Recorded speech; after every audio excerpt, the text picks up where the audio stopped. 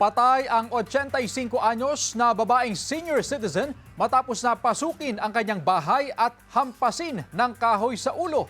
Nakaalerto Jasmine Gabriel Galban.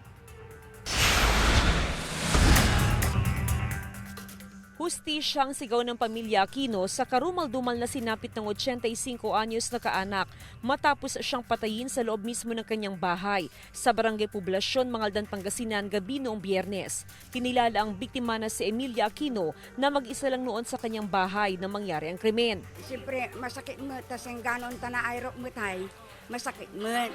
Umaga na ng Sabado nang madiskubre ang bangkay ng biktima. Sa kanya po nakita visible po yung contusion sa kanyang mga mukha ng biktima. Immediately po in-inform niya ang barangay Gagawad.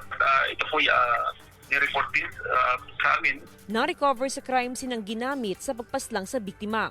Sa pinatak po ng Soko, naka-recover po sila ng isang 2x2 na coco lumber. Ito po yung ginamit na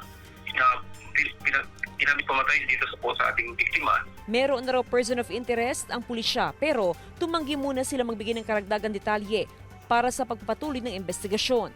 Posible raw na may kinalaman ng motibo sa natanggap na cash gift ng biktima bilang senior citizen. Pero hindi nagtagumpay ang suspect dahil ibinigay ng biktima ang pera sa kanyang anak. Malaking bagay rin daw ang testimonya ng ilang nakakakilala sa biktima.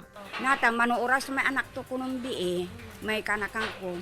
So kanto, mami, nin galajay ninang mumanay ni wala ito Aki akabunit sa amay antungaran tuman amay akasulta diretso yang gajay itawag dad sa nga baksar kwada. Amang kuno oman. Katanikin ninang mo mami ha. Kanto. Nanang may lopato. Hindi kakin. Ang bilungan. Kasama si Ron Alistair Taniedo, Jasmine Gabriel Galban, One North Central Luzon.